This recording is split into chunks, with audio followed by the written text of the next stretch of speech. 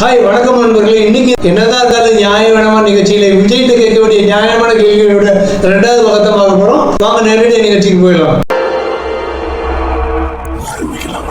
ஒரு முறை சிங்கம் கரிசிச்சதுன்னா அந்த சவுண்ட்ல ஒரு 8 கிலோமீட்டருக்கு சும்மா அதிரும். அப்படிப்பட்ட அந்த சிங்கம் வேட்டைக்கு மட்டும்தான் வெளியில வரும், வேடிக்கை பார்க்கறதுக்கெல்லாம் வெளியில வராது.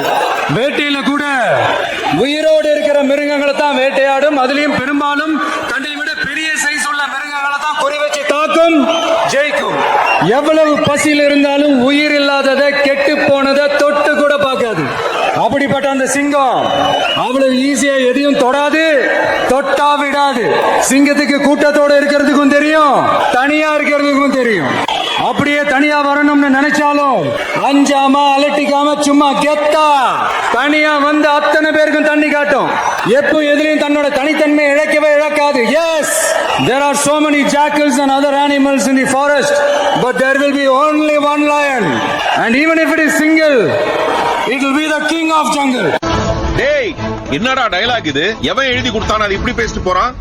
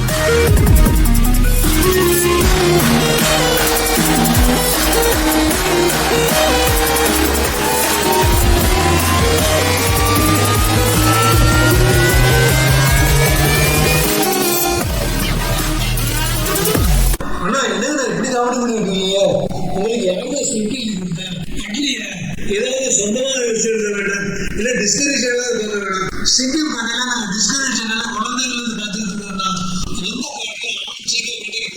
பெட்சிக்கம் ஆட்சிக்கம் பிடிக்கி சாப்பிடும். அந்த பெட்சிக்கம் ஆட்சிக்கம் சென்று ஒரு ஆழ்ந்தோம். ஆட்சிக்கம் அழைத்து சென்றது தட்சிணை சிங்கம் சிங்காத வேட்டைக்கு போகணும். யாருன்னு சொன்னா சிவாஜி டெய்லர் அப்படி காப்பிக்கிறீங்களா? ஏன்னா சிங்கம் சிங்கா வேட்டைக்கு எப்பயாவது தான் போகும், முக்கால்வாசி குரூப்பா தான் போகும். புலி தானே எப்பவுமே சிங்கால வேட்டைக்கு போகும். இது உங்களுக்கு ஸ்கிரிப்ட் எழுதி கொடுத்த ஆட்களுக்கு தெரியாதா? சிங்கம் சின்ன விலங்குகளை சாப்பிடாதுன்னு யார் சொன்னா? அது வேட்டையாடுறதே ஃபுல்லா முயல், மான், ஓனாய், நரி இதுல தான். இதை பத்தி எத்தனை நீதி கதைகள் குழந்தைங்களோட பாட புத்தகத்துல வந்திருக்கு, கதை புத்தகங்கள்ல வந்திருக்கு. சிங்கம் வேட்டையாட முடியாத ஒரு உயிரினத்துல முதல் இடத்துல வருது எது தெரியுமானா? புலின்னா. சிங்கம் மாமிசத்தை சாப்பிட விலங்குதான். ஆனா எந்த காட்டுல சிங்கம் புலியை வேட்டையாடி இருக்கு? முதல்ல புலியை தொடர்றதுக்கு சிங்கத்துக்கு தைரியம் இருக்கானா? சிங்கம் செத்த விலங்குகளை சாப்பிடாதுன்னு யாருன்னா சொன்னாங்க? புலிக்கு தானே பசி வந்தா புள்ளை தின்னாதுன்னு சொல்லுவாங்க. ஆனா சிங்கத்துக்கு அதிக பசி வந்தா பக்கத்துல எந்த விலங்குகளும் கிடைக்கலன்னா, வேட்டையாட முடியாத அளவுக்கு வயசாயிருச்சுன்னா எப்படி நீங்க உங்க கட்சியுடைய குடியுடைய கலரு, பிறப்போக்கும் எல்லா உயிருக்குங்கிற உங்க கட்சியுடைய ஸ்லோகன், உங்க கட்சியினுடைய சின்னம் ஏற்கனவே சீமா சொன்ன ராஜா நெல்லுக்கதை, ஜெயலலிதா அம்மாவுடைய செய்வீர்களா வார்த்தைகள், இந்த எல்லாத்தையும் நீங்க எப்படி மற்றவங்க கிட்ட இருந்து பிடிக்கிறீங்களோ அதே மாதிரி சிங்கமும் வேட்டையாட முடியாம போச்சுன்னா இந்த நரி, ஓனா, கயனா இதெல்லாம் வேட்டையாடு கொண்ட விலங்குகளை பிடிக்கி சாப்பிடுமா? அது சிங்கங்கிறீங்க, சிங்கம் நீங்களும் உங்க மட்டும் இருக்குன்னு ஆசைப்படுறீங்களா? அது மட்டும் இல்லாம சிங்கம் தனக்கு கீழே உள்ள விலங்குகள் வேட்டையாடாதுன்னு சொல்றது மூலமா உங்களுக்கு மேல உள்ள கட்சிகளை மட்டும் தான் இருப்பீங்களாப்போ? அப்ப இந்த காங்கிரஸ், தேமுதிக, அதிமுக, மதிமுக, பிசிக, பாமக, நாட்டாக்க, நாகமுக எல்லாத்தையும் கண்டுக்க மாட்டீங்களா? அண்ணா உங்களுக்கே உங்க கட்சி தானே ரொம்ப கீழே இருக்கு. மற்ற கட்சிகள்லாம் தொடங்கி ரொம்ப வருஷங்கள் ஆச்சுன்னா அவங்க எல்லாம் மைனாரிட்டி ஓட்டுகளாக வச்சிருக்காங்க, சமுதாய ஓட்டுகளாக வச்சிருக்காங்கன்னா குழந்தை உங்களுக்கு யாருன்னா ஸ்கிரிப்ட் எழுதி கொடுத்தா? ஏன்னா அப்படி ஸ்கிரிப்ட் படிக்கிற மாதிரி காமெடி பண்ணிட்டு இருக்கீங்க? வரலாறே தெரியாம பேசுறீங்க, அறிவியலும் தெரியாம பேசுறீங்க, பொலிட்டிக்ஸும் தெரியாம பேசுறீங்க. முதல்ல நல்ல ஸ்கிரிப்ட் எழுத தெரிஞ்ச 4 பேர் கூட வச்சுக்கோங்கன்னா அப்புறம் ஜெயிச்சு ஆட்சிக்கு வந்தா பக்கபலமா இருந்து செயல்படுறதுக்கு 4 அறிவாளிகளை கூட வச்சுக்கலாம். 33 நிமிஷம் பேசுனீங்கன்னா அதுல 30 நிமிஷம் டிஎம்கேவை பிஜேபி திட்டி பேசுறது. அதிமுக, தேமுதிக, காங்கிரஸ் நீங்க எந்த கட்சி மேல கண்டு வச்சிருக்கீங்களோ அந்த கட்சிகளை கண்டுக்காம அப்படியே திட்டாம விட்டுறது. அப்புறம் 2 நிமிஷம் அங்கிள் ஒரே கொஞ்சம் கடைசி 1 நிமிஷம் பெண்களுக்கு பாதுகாப்பு நீட்டு விஷயம் ரத்து பண்ணுவேன், கட்சித்தீவை மீட்பேன், ஆணவ படுகொலை தடுப்பேன், கீழடி ஆராய்ச்சியை மேம்படுத்துவேன். இந்த 1 நிமிஷம் கழிச்சுட்டா தலைவர் வண்டி கட்டிட்டு உங்களை பார்க்க வந்தாங்க, ட்ரெயின் ஏறி கார்ல ஏறி உங்களை பார்க்க வந்தாங்க. அவன் இன்னும் திருந்தல மாமா. ஆனா மக்கள் உங்களை இத்தனை தூரம் பார்க்க வந்தது முக்கியமான படங்கள் எதுவுமே இந்த வாரம் ரிலீஸ் இல்ல. அதனால நல்லா சிரிச்சு டைம் பாஸ் பண்றதுக்காக தான் உங்களை பார்க்க வந்திருக்காங்க. அவங்களுக்கு தீனி போடுறவங்க நீங்களே வாலண்டியர் அங்கிள் காமெடி பண்ணிருக்கீங்க. இந்த கூட்டத்தை எல்லாம் வச்சுக்கிட்டு நான் தான் அடுத்த சிஎம்னு முட்டை வியாபாரி கனவு கொண்ட கதையை நிரூபிச்சிட்டாங்கன்னா அண்ணா என்னன்னா வாட்னா ரொம்ப ராவண்ணா அண்ணா என்னதான் ஒரு நியாயம் வேணாமா? நீ புடுங்குறது பூராமே தேவையில்லாதான், போய் புடுங்க போ. இந்த மதுரைனாலே உடனே ஞாபகத்துக்கு வருது. நான் இந்த மண்ணில் கால் எடுத்து வச்ச உடனே ஒரே ஒருத்தரை பத்தி தான் மனசுக்குள்ள ஓடிக்கிட்டே இருந்தது. சினிமானாலும் சரி, அரசியல்னாலும் சரி, நமக்கு ரொம்ப ரொம்ப பிடிச்சது புரட்சி தலைவர் எம்ஜிஆர் அவர்கள் தான். எம்ஜிஆர் அவர்கள் ஆரம்பிச்ச அந்த கட்சியை கட்டி காக்கிறது யாரு? அப்பாவி தொண்டர்கள். அதை வெளியில சொல்ல முடியாம வேதனையில தவிக்கிறாங்க. போட்டாண்டா நங்கூரத்தை. என்னங்க ஐயருக்கு அமாவாசைக்கு என்ன சம்பந்தம்? ஜல்லிக்கட்டு காலை, மதுரை மீனாட்சி, அழகர் இதெல்லாம் ஓகே. எம்ஜிஆருக்கு மதுரைக்கு என்ன சம்பந்தம்? அவருடைய ரசிகர்கள் இன்னைக்கு மதுரையில இருக்காங்க. மதுரையில மட்டுமா இருக்காங்க, இப்போ தமிழ்நாடு ஃபுல்லா இருக்காங்க. அவருடைய நிறைய படங்கள் மதுரையில ரிலீஸ் ஆகி சூப்பரா ஓடி இருக்கு. மதுரையில மட்டுமா ஓடி இருக்கு, தமிழ்நாடு ஃபுல்லா ஓடி இருக்கு. அதை வச்சு மதுரைக்கு எம்ஜிஆருக்கு முடிச்சு போட முடியுமா? அவர் தமிழ்நாட்டுடைய சொத்துக்கண்ணா. அவரை போய் மதுரைங்கிற கிணத்துக்குள்ள அடக்குறீங்க. நீங்க சொல்ற எம்ஜிஆர்ல உங்களை மாதிரி இன்னைக்கு சினிமால நுழைஞ்சு நாளைக்கு சூப்பர் ஸ்டார் ஆகி நாளை கழிச்சு பாலிடிக்ஸ்ல போய் 4வது நாள் சிஎம் ஆனவர் கிடையாது. கிட்டத்தட்ட 25 வருஷங்களுக்கு மேல டிஎம்கே கட்சியில ஒரு நட்சத்திர பேச்சாளர் ஆரம்பிச்சு தொண்டரா கிட்டத்தட்ட நிறைய ஊர்களுக்கு டிராவல் பண்ணி ஏழைகளோட நேர்ல இருந்து பேசி இன்னைக்கு மக்கள் மனசுல வாழ்ந்துகிட்டு இருக்காரு. அவர் போட்ட அஸ்திவாரம் விதை கட்சிக்காக அவருடைய கடினமான உழைப்பு, அர்ப்பணிப்பு. நீங்க உங்க சினிமாவுக்காவது ஏதாவது பண்ணிருக்கீங்களா? உங்க சினிமால பணியாற்றுகிற துணை நடிகர்கள், ஸ்டண்ட் கலைஞர்களுக்கு ஏதாவது பண்ணிருக்கீங்களா? அவங்களுக்கு பினான்சியலா ஏதாவது ஹெல்ப் பண்ணிருக்கீங்களா? எவ்வளோ யோசிக்க வேண்டியிருக்கு பார்த்தீங்களா? அதான் பதில். சினிமா நீங்க சாதிச்சது ஒண்ணுமே கிடையாது. ஐயோ வேணாம், சும்மா சொல்லு. அசிங்கமா இருக்கும். அசிங்கமா இருக்குமா? உங்க அப்பா ஒரு பெரிய டைரக்டர். நீங்க அஜித் பேர், ரஜினி பேர் சுயம்போ விடவில்லை. உங்க அப்பா நிறைய மலையாள விட்டுக்கிற ஸ்டைல் படத்துல நடிச்சு உங்க அப்பா மூலமா விக்ரமனுடைய புதுவேலுக்காக படத்துல சான்ஸ் கிடைச்சு நிறைய மலையாள படங்கள், தெலுங்கு படங்கள் தமிழ்ல ரீமேக் பண்ணி ஆரம்பத்துல செந்தூர பாட்டி ஒரு படத்துல மட்டும் விஜயகாந்த் ஃபாலோ பண்ணி அப்புறம் சங்கவியை ஃபாலோ பண்ணி சங்கவிக்கு சோப்லாம் போட்டு அப்புறம் போக்கிரி வரைக்கும் ரஜினியை ஃபாலோ பண்ணி ரஜினியோட ஸ்டைல ஃபாலோ பண்ணி மக்கள் இவ்வளவு முட்டாளாகிறதுனால இத்தனை லட்சம் மக்கள் மாநாட்டில் உங்களை பார்க்க வந்திருக்காங்க. பாபா ஒரிஜினல் இல்லைன்னு இப்ப செக் பண்ணிடலாம். டம்மி பாபா. எம்ஜிஆர் என்னதான் தனக்கு சரியான போட்டியாளர்களா சிவாஜி, ஜெமினி இருந்தாலும் தனக்குன்னு ஒரு சிம்பிளான ஸ்டைல் வச்சுக்கிட்டு அவங்களோட போட்டி போட்டுக்கிட்டு இருந்தாரு. அவருக்கு அடுத்து வந்த ரஜினி எம்ஜிஆருக்கு நேர் எதிரா இந்த சிகரெட் பிடிக்கிறது, மது குடிக்கிறதுன்னு பயங்கர அட்ராசிட்டி எல்லாம் பண்ணாலும் தனக்குன்னு சொந்தமா ஒரு ஸ்டைல் வச்சுக்கிட்டு சூப்பர் ஸ்டார் வந்துட்டாரு. அவர் கண்ண பாரியா, அவர் கலர பாரியா, ஐயோ அவர் ஸ்டைல பாரியா. இந்த 2 பேரும் ஒரு இண்டிவிஜுவாலிட்டி இருந்தது. ஆனா உங்ககிட்ட என்னென்ன இண்டிவிஜுவாலிட்டி இருக்கு? மார்க்கெட் வளர ஆரம்பிச்சதுல இருந்து போக்கிரி வரைக்கும் ரஜினிகாந்தோட காப்பி கட் இல்ல, காப்பி எலபெண்டாவே இருந்தீங்க. அவர் ஸ்டைல காப்பி அடிச்சுதான் வளர்ந்தீங்க. அதாவது உங்க குரு துரோணாச்சாரியா ரஜினியோட ஏகலைவ சிஷியன் தான் நீங்க. நீங்க அப்படி அவர் ஸ்டைல காப்பி அடிச்சதுனாலதான் மக்கள் உங்களை சின்ன ரஜினியா பார்த்தாங்க, ஏத்துக்கிட்டாங்க. அப்படி விவரமா சொல்லு. இப்படி நல்லா டான்ஸ் ஆடுறதை தவிர, ஃபைட் பண்றதை தவிர வேற எந்த இண்டிவிஜுவாலிட்டியும் தனி திறமையும் இல்லாத உங்களோட அதிக டேலண்டான, நல்ல குதிரை ஏற்றம் தெரிந்த, நல்ல டான்ஸ் ஆட தெரிஞ்ச, நல்லா ஃபைட் பண்ற டாப் ஸ்டார் பிரசாந்த் தமிழ் மக்கள் அன்னைக்கு ஏத்துக்கிட்டு இருக்கலாமே, ஏன் ஏத்துக்கிடல?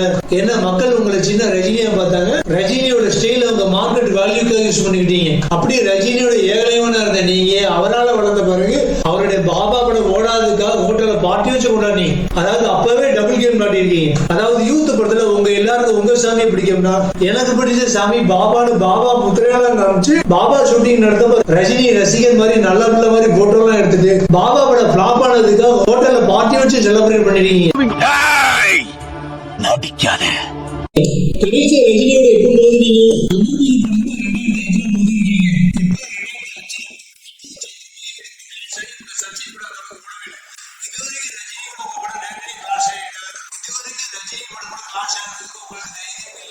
இப்படி நீங்க ரஜினிக்கு எதிராக டபுள் கேம் விளையாடியும் அப்படியே ரஜினி பெருந்தன்மையா நீங்க அன்னைக்கு பாபா பட பிளாப்காக செலிப்ரேட் பண்ணாலும் உங்களோட கில்லி படம் உள்ளிட்ட நிறைய பட வெற்றி விழாக்களை கலந்துட்டு உங்களை பாராட்டியிருக்காரு, வாழ்த்திருக்காரு. கிடையாது.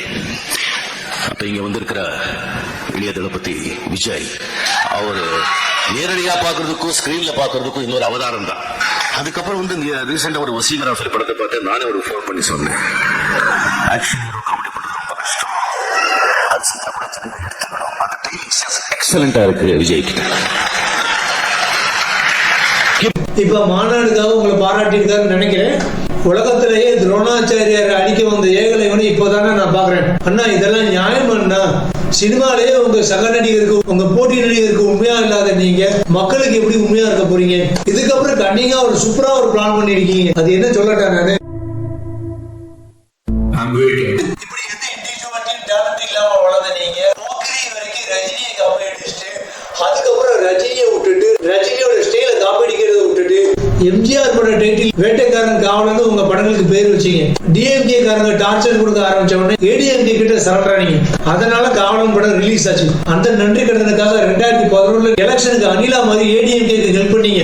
அதாவது ராமருக்கு தான் ஹெல்ப் பண்ணதுனாலதான் ராமரால பாலம் விட்ட முடிச்சதுன்னு அனில் நினைச்ச மாதிரி நம்ம ஹெல்ப் பண்ணதுனாலதான் ஏடிஎம்கே எலெக்ஷன்ல ஜெயிச்சதுன்னு ஒரு இருமாப்போட 2013 தலைவா படத்தை கூட டைம் டு லீடுன்னு ஒரு கேப்ஷன் வச்சு அரசியலுக்கு அஸ்திவாரம் போட ஆரம்பிச்சீங்க. ஜெயலலிதா வார்னிங் பண்ணதுனாலதான் ஜெயலலிதா இறக்குற வரைக்கும் எம்ஜிஆர் பட போட்டோவையோ எம்ஜிஆர் படங்களையும் எம்ஜிஆர் டைலாக்களையும் எம்ஜிஆர் பட ரெஃபரன்ஸ் உங்க படங்களை நீங்க யூஸ் பண்ணவே இல்லை. அப்புறம் 2016 டிசம்பர்ல ஜெயலலிதா இறந்த பிறகு 2017 பொங்கலுக்கு வந்த பைரவா படத்துல இருந்து எம்ஜிஆர் பாட்டு, எம்ஜிஆர் படம், எம்ஜிஆர் போட்டோ, எம்ஜிஆர் ரெஃபரன்ஸ் மறுபடியும் கலக்க ஆரம்பிச்சீங்க. பட டைட்டில் கூட எம்ஜிஆர் ஞாபகப்படுத்துற மாதிரி மாஸ்டர், அதாவது வாத்தியார்னு வச்சீங்க. எல்லாமே பக்காவா பிளான் பண்ணி தான் காய்களை மூவ் பண்ணிட்டு இருக்கீங்க. செட்டிங்க அது நல்லா தெரியுது. ஆனா எம்ஜிஆர் அப்படி இல்லைன்னா அவரை டிஎம்கேல இருந்து தூக்குனதுனாலதான் அவர் ஏடிஎம்கே ஒரு கட்சியை ஆரம்பிச்சு 1977 அவர் சிஎம் ஆனார். அவரை மட்டும் டிஎம்கே கட்சியில இருந்து தூக்கலன்னா அவர் ஏடிஎம்கே ஒரு கட்சியை ஆரம்பிச்சிருக்கவே மாட்டாரு, முதலமைச்சரும் ஆயிருக்க மாட்டாரு. இது எல்லாமே ஆக்சிடென்டலா நடந்தது. உங்களை மாதிரி பக்காவா பிளான் பண்ணி அவர் போல. அப்ப புரியல, இப்ப புரியுது, இப்ப புரியுது. அவர் தனக்கு நடந்த கெட்டதை நல்லதா மாத்திட்டாரு, பாசிட்டிவா மாத்திட்டாரு. மக்களுடைய மாச நல்ல விதமா யூஸ் பண்ணிக்கிட்டாரு. அதெல்லாம் அவங்களால முடியுமாண்ணா? ஸ்டாலின் அங்கிள் சொல்ற உங்களுக்கு மிஸ் ஜெயலலிதா ஆண்டின்னு ஜெயலலிதா இதனோட இருந்தப்ப வேணாம், சரி இப்போது சொல்ல தைரியம் இல்லாத நீங்க எப்படின்னா அரசியல் பண்ணுவீங்க?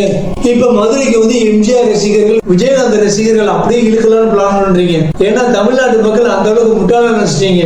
நீங்க பாலிடிக்ஸ் போறதுக்கு இன்னொரு காரணம், இப்ப சோசியல் மீடியாக்கள் அதிகம் வளர்ந்ததுனால உங்க படங்களுடைய ஃபேக் எலெக்ஷன் ரிப்போர்ட் காமிச்சு காலத்தை ஓட்ட முடியாது. சிவகார்த்திகேயன் நல்லா மேல வளர்ந்துட்டதுனால நல்ல பிள்ளை மாதிரி அவர் கையில துப்பாக்கி கொடுத்துட்டு அரசியலுக்கு போயிருக்கீங்க. உங்களை போய் எப்படின்னா எம்ஜிஆர் கூட கம்பேர் பண்றது? கடலை குட்டையை கம்பேர் பண்ண முடியுமான்னா? எம்ஜிஆர் எல்லாம் அவளை கஷ்டப்பட்டு ஏழ்மையோட வாழ்ந்தவர். அவருக்கு ஏழைகளுடைய கஷ்டம் புரிஞ்சதுனாலதான் முதல்வரா வந்ததுக்கு அப்புறம் காமராஜர் அளவுக்கு சிறப்பா பண்ண முடியலன்னாலும் ஏழைகளுக்காக சத்துணவு திட்டம் அது இதுன்னு முடிஞ்ச அளவுக்கு நல்லதாவே பண்ணியிருந்தார் எம்ஜிஆர்.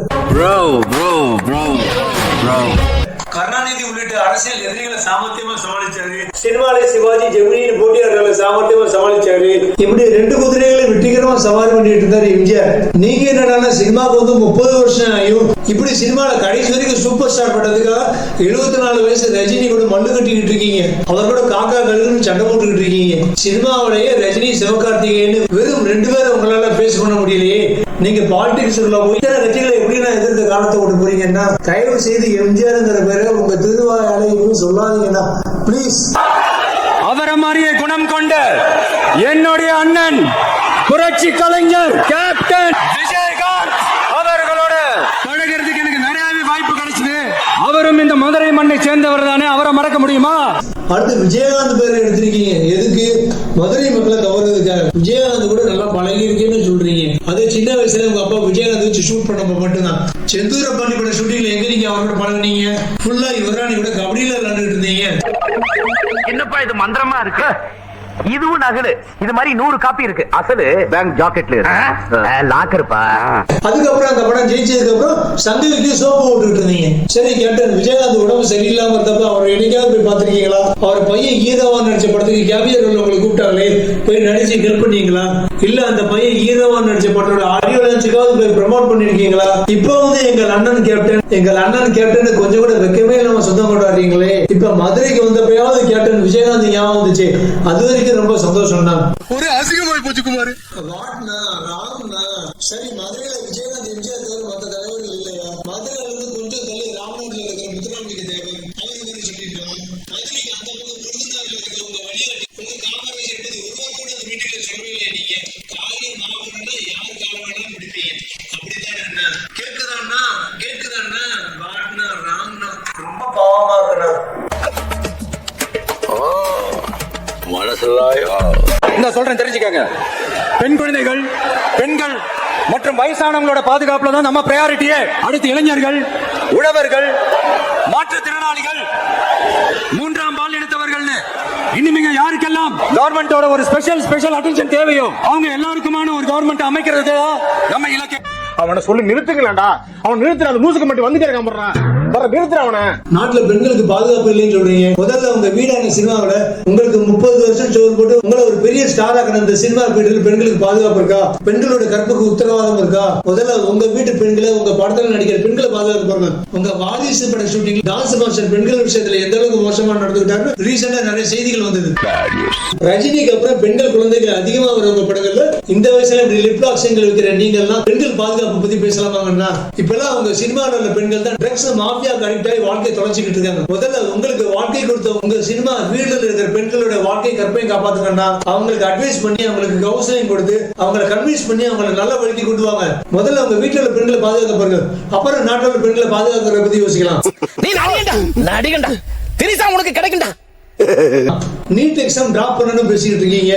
அதுக்கு முதல்ல ஆட்சியில் இருக்கிற சென்ட்ரல் கவர்மெண்ட் ஸ்டேட் கவர்மெண்ட் ஒண்ணா சேரணும். எந்த மாநிலத்து மக்கள் நீட் எக்ஸாம் வேணாம்னு சொல்றாங்களோ அந்த மாநில அசம்பிளியில ஓட்டிங் எடுத்து ஒரு பில் பாஸ் பண்ணி சென்ட்ரல் கவர்மெண்ட்டுக்கு பிரஷர் கொடுத்து ஒரு ப்ரொசீஜரா போனோம். நீங்க சொன்ன உடனே ஐநா சபையில தீர்மானம் போட்டு டொனால்டு ட்ரம்ப் கூட டிஸ்கஸ் பண்ணிட்டு உடனே நீட் எக்ஸாம்ல வித்ட்ரா பண்ண மாட்டாங்க. லோக்சபால அந்த நீட் எக்ஸாம் கொண்டு வரணுங்கிறதுக்காக பில் ப்ரப்போஸ் பண்ணது 2010 காங்கிரஸ் ஆட்சியில மன்மோகன் சிங் பிரைம் மினிஸ்டர் இருந்தப்பதான். 2016 நரேந்திர மோடி பிரைம் மினிஸ்டர் ஆன பிறகுதான் இந்த பில் பாஸ் ஆகி நீட் எக்ஸாம் இம்ப்ளிமெண்ட் பண்ணாங்க. அப்படி பார்த்தா இந்த நீட் எக்ஸாமுக்கான மசோதாவை ஏன் தாக்கல் பண்ணீங்க? நீங்க காங்கிரஸ் தான் கேட்கணும். அடுத்து கச்சத்தீவை பத்தி பேசுறீங்க. இலங்கைக்கு தாரை வைக்கப்பட்ட கச்சத்தீவை வைக்க அன்னைக்கு இந்த எம்ஜிஆராலே முடியல, ஜெயலலிதாவாலே முடியல. நேத்து மனசு காலம் நீங்க என்ன பண்ண போறீங்க? காங்கிரஸ்ங்கிற எந்த கட்சியை நீங்க திட்டவே இல்லையோ அந்த கட்சியை முந்தி சென்ட்ரல்ல இருக்கும் போதுதான் 1974-76 கச்சத்தீவை இலங்கைக்கு தாரை வார்த்து கொடுத்தாங்க. ஆரம்பத்துல தமிழ்நாட்டு மீனவர்கள் பார்டர் தாண்டி வந்தாலும் வணிக நோக்கத்துக்காக மீன்லாம் பிடிக்கலாம் சொன்னாங்க. அப்புறம் மீனவர்கள் பார்டர் தாண்டறதை மீன் பிடிக்கிறது கட்டுப்படுத்திட்டாங்க. அப்ப நீங்க காங்கிரஸ் தான் அந்த கேள்வி கேட்கணும்.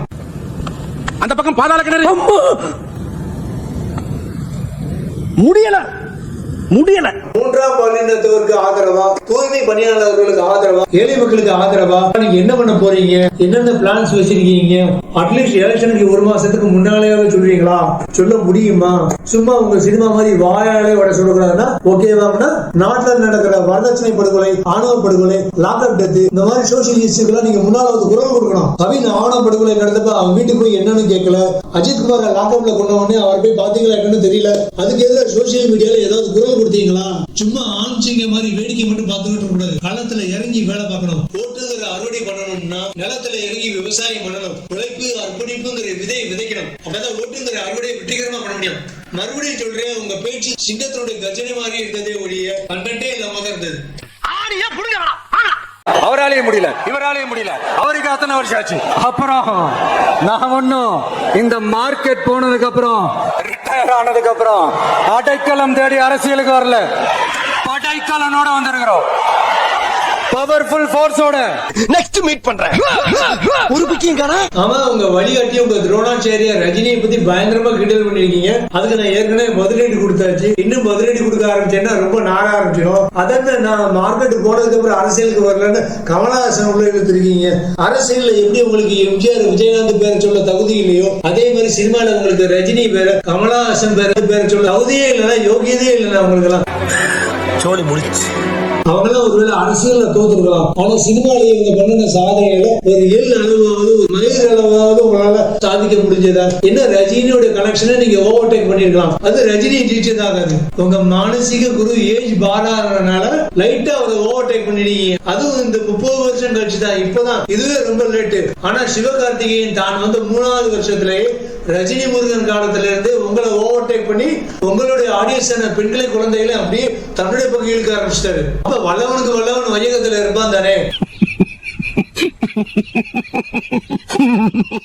சரி, கமலஹாசன் பத்தி சொன்னீங்க. அவர் இதுவரைக்கும் 300 படங்களுக்கு மேல தாத்தா பாட்டி குள்ளன் வெளிநாட்டுக்காரன்னு 100 கெட்டப்பாவது போட்டிருப்பாரு. 50 வித்தியாசமான கதாபாத்திரங்களாக நடிச்சிருப்பாரு. ஏகப்பட்ட பிலிம்பேர் அவார்டுகள், மாநில அரசு விருதுகள், 3 தேசிய விருதுகள் சாதனை படிச்சிட்டாரு. எல்லா வேஷமும் போட்டிருக்கேன் நான். எனக்கு நீ வேஷம் கட்டாத. நீங்க சினிமால ரஜினியை காப்பீடு தவிர வேற என்ன புடுங்க? ஏஜ் ஆக ஆகத்தான் உங்க முகம் மாற்றத்தினாலதான் இந்த நரைமுடி தாடின்னு கெட்ட மாறிச்சே தவிர உங்க நடிப்புல ஒரு சின்ன செட்டப்பாவது மாத்திருக்கீங்களா? எல்லா படங்களும் இதே மாதிரியே கையாட்டி பேசுறது, ஒரே மாதிரி வாய்ஸ் மாடுலேஷன், அதே மேனரிசம், அதே பாடி லெவல், வேற வேற வேற வேற ஒண்ணுமே இல்ல. சினிமால உங்களுக்கு பின்னால வந்து தனுஷ்லாம் 2 நேஷனல் அவார்டு வாங்கிட்டாரு. சூர்யா பெஸ்ட் ஆக்டருக்காக 1 நேஷனல் அவார்டு வாங்கிட்டாரு. இதுவரைக்கும் நாங்கெல்லாம் உங்களை ஒரு நடிகராகவே எடுத்துக்கிடவே இல்லைங்களா? ஜஸ்ட் உங்க குரு மாதிரி ஒரு என்டர்டெய்னராகவே தான் பார்த்துட்டு இருக்கோம், அவ்வளவுதான். மறுபடியும் சொல்றேன், one entertainer can be a joker, but he cannot be a leader. அவன் ஒரு அரசியல் மாநாட்டுல ஒரு மாநில முதல்வரை, ஒரு சிஎம் அங்கிள் அவளை அநாகரிகமா கிண்டலா தெனாவட்டா திருப்பி அந்த வார்த்தை சொல்லிட்டு Any plastery today? Yeah, it's me. Hey, good. Nice punch. ஸ்டாலினுடைய கட்சி நிர்வாக திறமையில 1% உங்களுக்கு வருமா? புஷி ஆனந்த் இல்லன்னா நீங்க எல்லாம் காலி. ஆனா புஷி ஆனந்த் மாதிரி ஏகப்பட்ட பேர திறமையை மெயின்டைன் பண்றவர் தான் ஸ்டாலின். அவர்லாம் ஈஸியா பதவிக்கு வந்துடல. அவர் அப்பா அவருக்கு ஈஸியா பதவி கொடுக்கல. இருக்கலாம், அவருக்கு நல்லா ஒரு ட்ரைனிங் ஆகுற வரைக்கும் ஒரு சாதாரண டம்மி போஸ்ட் தான் கொடுத்திருக்காரு அவங்க அப்பா. அந்த அனுபவத்தை வச்சு நல்லா வளர்ந்துட்டார் சிஎம். இன்னைக்கு முடிஞ்ச அளவுக்கு ஒரு பக்குவமான முதல்வராக இருக்காரு. Narendra Modi mister prime minister, mister prime minister. அதென்ன பிரைம் மினிஸ்டர் உங்களுக்கு மிஸ்டர்? நம்ம தமிழ்நாடு சிஎம் உங்களுக்கு அங்கிளா? அதான் நீங்களே சொல்லிருக்கீங்களே நான் தாய்மாமான்னு. நீங்க ரோட்ல போகும்போது உங்களை விஜய் மாமான்னு எல்லாரும் கூப்பிட்டா உங்களால தாங்க முடியுமா? உங்களால ஸ்டேஜ்ல எப்படி பிஹேவ் பண்றீங்க? ராம்பாக் வரும்போது உங்க மேல தாவர ரசிகர்கள் பவுன்சர்ஸ் வச்சு தள்ளி விடுறீங்க. எம்ஜிஆர்ல ஏழை மக்களை தொட்டு பேசுவாருங்க. அவர் ஏழை மக்களை வாரி அணைச்சு போஸ்ட் கொடுப்பாரு. ஆனா நீங்களே உங்க ஸ்டேஜ் பக்கத்துல யாரும் கேட்டை தாண்டி ஏறி வரக்கூடாது, கிரீஸ் தடவி வச்சிருக்கீங்க. சரி, அது கூட பாதுகாப்புன்னு விட்டுருங்க. பேச்சுல கொஞ்சமாவது நாகரிகம் பண்பு இருக்கா? உங்க முதல் மாநாடே எனக்கு சினிமா மாதிரி தான் இருந்தது. அதனால தான் நான் அந்த ஸ்பீச் அப்ரிசியேட் பண்ணாலும் வழக்கமா நான் சினிமா ரிவ்யூ பண்றேன். நேருண்ட பார்வை நிகழ்ச்சியில உங்க மாநாடை பத்தி நான் விமர்சனம் பண்ணியிருந்தேன், அப்ரிசியேட் பண்ணியிருந்தேன். அப்படியே அதே மாதிரியே இந்த 2வது மாநாட்டுல சினிமா டயலாக் மாதிரி எழுதிட்டு வந்து துண்டு சீட்ல வச்சுட்டு ஸ்டேஜ்ல படிச்சுட்டு இருக்கீங்க. மதுரை கிழக்கு தெற்கு வடக்கு மேற்கு எங்களுக்கு வடகிழக்கு ஃபுல்லா விஜய் தான் கேண்டிடேட் காமெடி பண்ணிட்டு இருக்கீங்க. மதுரை கிழக்கு வேட்பாளர் விஜய், மதுரை மேற்கு வேட்பாளர் விஜய், மதுரை மத்தி வேட்பாளர் விஜய், மதுரை தெற்கு வேட்பாளர் விஜய், மதுரை வடக்கு வேட்பாளர் விஜய், மேலூர் விஜய், சோழவந்தான் விஜய், திருப்பரங்குன்றம் விஜய், திருமங்கலம் விஜய், உசிலம்பட்டி விஜய். என்னடா எல்லா தொகுதியிலும் ஒரே வேட்பாளர்னு பாக்குறீங்களா? இது மதுரைக்காரனுக்கு வந்த சோதனை. 234 தொகுதியிலும் இந்த விஜய் தான் உங்க சின்னம். நீங்க அவருக்கு ஓட்டு போட்டீங்கன்னா எனக்கு ஓட்டு போட்ட மாதிரி. TVK will take it, TVK will meet it, TVK will compete with it and TVK will conquer it. என்ன அண்ணனா தம்பியா நினைக்கிற தமிழ்நாட்டில் இருக்கிற என்னுடைய எல்லா சகோதரிகளின் குழந்தைகளுக்கும் நான் இன்னைக்கு மட்டும் இல்ல என்னைக்குமே ஒரு தாய் மாமனா தான் இருப்பேன். ஐயோ வேணாம், நீங்க எல்லாரும் என்னுடைய ரத்த உறவு. அவார்டா கொடுக்குறாங்க, இப்படி ஆக்ட் பண்றியா? பாத்துக்கோங்க மக்கள், நீங்க இப்படி காமெடி பண்ண ஆத்திரத்துல உங்க எல்லா கேண்டிடேட்ஸ்க்கும் டெபாசிட்டே காலியாக போகுது பாத்துக்கோங்க. சரி, திராவிட கட்சிகளுக்கு மாற்றா நீங்க இருப்பீங்க, ஒரு புதிய மாற்று சக்தியா நீங்க வருவீங்கன்னு உங்களுக்கு சப்போர்ட் பண்ணி தான் போன வீடியோல பேசியிருந்தேன். ஆனா நீங்க இப்படி பேசுறத பார்த்தா மக்கள் நீங்க ஒரு மாற்றம் கொண்டு வருவீங்க நம்பி இருக்காங்களேன்னு பார்த்தா நீங்க மாறவே இல்லை. இன்னும் அந்த சினிமா ஹீரோ இமேஜ்ல நீங்க இன்னும் அந்த வெளிவரவே இல்லை. முதல்ல அந்த சினிமா ஹீரோ இமேஜ்ல இருந்து வெளியே வந்து ஒரு நல்ல டீசென்டான ஒரு பொலிட்டீஷியனா டிரான்ஸ்ஃபர்மேஷன் எடுங்க. முதல்ல முதல்ல உங்கள மாற்றம் வரட்டும், அப்புறம் ஆட்சிகளை மாற்றம் கொண்டு வரத பத்தி யோசிக்கலாம், மாற்று அரசியலை பத்தி யோசிக்கலாம். என்ன இருந்தாலும் ஒரு நியாயம் வேண்டாமாங்கண்ணா. படிடா ஒழுங்கா படிடா. இந்த கூட்டம் வெறும் ஓட்டா மட்டும் இல்லைங்க, வரப்போற தேர்தலில் மக்கள் விரோத ஆட்சியாளர்களுக்கு நாம வைக்க போற வேட்டா, நம்மளை கோட்டைக்கு அனுப்ப போற ரூட்டா. ஆண்டனி அறிவு கட்ட ஆலமரத்து பட்ட வேப்ப மரத்து பட்ட பட்டணம் பூரா சுத்தி வந்த பச்சைமான் கொட்ட. இனி ஆண்டனி என்ன கண்ட்ரோல் பண்ண முடியாதா? ஒரு நல்ல ஸ்பீச்சுக்கு வேணும் கையில நிறைய டேட்டா. இப்படியே நீங்க பண்ணீங்க பாட்டா, ஜனங்க உங்களுக்கு காட்டிடுவாங்க டாட்டா. அவங்களும் எல்லா கட்சியும் வெறுத்து போய் ஒரேடியா குத்திடுவாங்க நோட்டா. அப்புறம் உங்க கட்சி ஆயிடும் கொத்து பரோட்டா. இது எலெக்ஷனுக்கு அப்புறம் உங்களுக்கு புரியும் லேட்டா. எந்த இது விஜய் சேட்டா, நீங்க இப்படி கைய கால ஆட்டி பேசுறதெல்லாம் மக்கள் போக்கிரி படம் வரைக்கும் என்ஜாய் பண்ணாங்கன்னா, எப்ப குருவி படத்துல ஓட்டக்காரன் டப்பாக்காரன் நீங்க ரேஸ்ல ஜெயிக்க வச்சு காமெடி பண்ணீங்களோ, அப்ப இருந்த வில்லு படத்துல இருந்து நீங்க ஆல்ரெடி ஒரு ட்ரோல் மெட்டீரியலாவே ஃபார்ம் ஆயிட்டீங்கன்னா, உங்க அணில் குஞ்சுகள் வேணா நீங்க இப்படி கையாட்டி பேசுறது, ஒரு மாதிரியான நக்கலான வாய்ஸ் மாடுலேஷன்ல பேசுறது எல்லாத்தையும் இப்போ ரசிப்பாங்க, கைதிட்டுவாங்க. அதை நேர்ல பாக்குறதுக்காக லட்ச லட்சமா கூடுவாங்க. Uncle oh uncle oh uncle aunty oh ஆண்டிங்கள் oh uncle oh uncle aunty. உங்களவு எங்களவு இல்ல அக்கா மக்கா லவ் விடு. I love you I love you I love you I love you I love you I love you I love you. சொல்லுமா, சொல்லுடே. Same to you. என்னது இது same to you plus to யூன்ட்டு? ஐ லவ் யூ பச்சைக்குன்னு அழுத்தமா சொல்லு. I love you. அவளும் ஐ love you, நானும் ஐ லவ் யூ, ரெண்டு பேரும் ஐ லவ் யூ. என்ன மாம் சொட்டா ஸ்வீட்டி? சரி, எனக்கு அவர் பாடினது பிடிச்சிருந்துச்சு. ஒன்ஸ் மோர் கேட்டுட்டு வந்துடலாமா? Oh uncle oh uncle oh uncle aunty oh uncle aunty நான் உங்கள் வீட்டு பிள்ளை. பாட்டாவே படுத்திட்டியா? ஆனா discovery channel, national geographic channel எதுவா இருந்தாலும் மக்கள் அதிகமா விரும்பி பார்க்கறது காற்றோட ராஜா சிங்கங்கள் வேட்டையாடுற சீங்கள் கிடையாதுன்னா, விதவிதமான குரங்களை பத்தி, அதுக்கு பண்ற பண்ணியான சேட்டைகளை பத்தி தான் குழந்தைகள் வந்து பெரியவங்க வரைக்கும் மனசை ரிலாக்ஸா வைக்கிறதுக்காக பார்த்து என்ஜாய் பண்ணுவாங்க. அதுக்காக குரங்க போய் காற்றோட ராஜா நம்ம சொல்ல முடியுமா? புரிஞ்சுக்கோங்கண்ணா, உங்க வாய்ஸ் மாடுலேஷன், உங்க பாடி லாங்குவேஜ், உங்க மேனரிசம், உங்க பஞ்சில் வேற வேற வேற இதெல்லாம் சினிமா ஸ்கிரீன்ல மட்டும் தான் பார்க்க நல்லா இருக்கும். பொலிட்டிக்கல் ஸ்டேஜ்ல வந்து இப்படி பண்ணிட்டு இருந்தீங்கன்னா ஒரேடியா சொல்லி முடிச்சு விட்டுருவாங்க. ஏற்கனவே உங்க எதிரி டிஎம்கே ஆட்கள் சும்மாவே ஆடுவாங்க. இப்ப நீங்க வாலண்டியரா ஸ்டேஜ்ல காமெடி பண்ணி அவங்க கால சலங்கை வர கட்டி விட்டீங்களா, இனிமே அவங்க ஆட்டத்துக்கு கேட்கவா வேணும்? சினிமால எப்படி உங்களை அட்லி லோகி நெல்சன் வச்சு செஞ்சாங்களோ, அதே மாதிரி இப்போ உங்களை அரசியல்ல உங்களை சுத்தி இருக்கிறவங்க தான் உங்களை நல்லா வச்சு செய்யறாங்கன்னு நல்லா தெரியுது. இனிமையாவது கொஞ்சம் சுதாரிச்சுக்கோங்கன்னா, உங்களுக்கு ஸ்கிரிப்ட் எழுதி கொடுத்தது என்ன டிஎம்கே அண்ட் பிஜேபியோட ஸ்லீப்பர் செல்களா இருப்பாங்களோ சந்தேகம் வரும். மறுபடியும் சொல்றேன்னா, funny speakers can be a joker but they can never be a leader. இனிமே இந்த மாநாடு நடத்த பிறகு, உங்க அணில் குஞ்சுக்கு சப்போர்ட் பண்ண பிறகு, உங்க கட்சி பேரு டிவி கேக்கு, T for Trisha, V for Vijay, K for Keerthy Suresh சொல்ல மாட்டாங்க. தற்கொலை வெறியர்கள் கலகணும் வேணா மாத்திடுவாங்க அந்த சோசியல் மீடியா ஆட்கள். கடைசியில உங்களுக்கு எதிரி, உங்களோட உண்மையான எதிரி டிஎம்கே பிஜேபி இல்லைன்னா, உங்களை சுத்தி இருக்கிறவங்க, உங்களுக்கு ஸ்கிரிப்ட் எழுதி கொடுக்குறவங்க உங்களுடைய அணில் குஞ்சு ரசிகர்கள் தான். உங்க அணில் குஞ்சு ரசிகர்கள் ரஜினி ரசிகர்கள் கூட மோதாம இருந்தாங்கன்னா, அவங்களாவது சரி நம்ம சின்ன தளபதி தானே, நம்ம தலைவர் அரசியலுக்கு வராட்டா, நம்ம சின்ன தளபதியாவது ஜெயிக்கட்டும் பார்த்து ஓட்டுகளாலே வீசி இருப்பாங்க. அதையும் உங்க அணில் குஞ்சு ரசிகர்கள் கெடுத்துட்டாங்க. கடைசியில உங்க அணில் குஞ்சு ரசிகர்களாலே உங்க டெபாசிட்டே காலியாக போகுது பாத்துக்கோங்க. ஏன் சார் அழுகுறீங்க?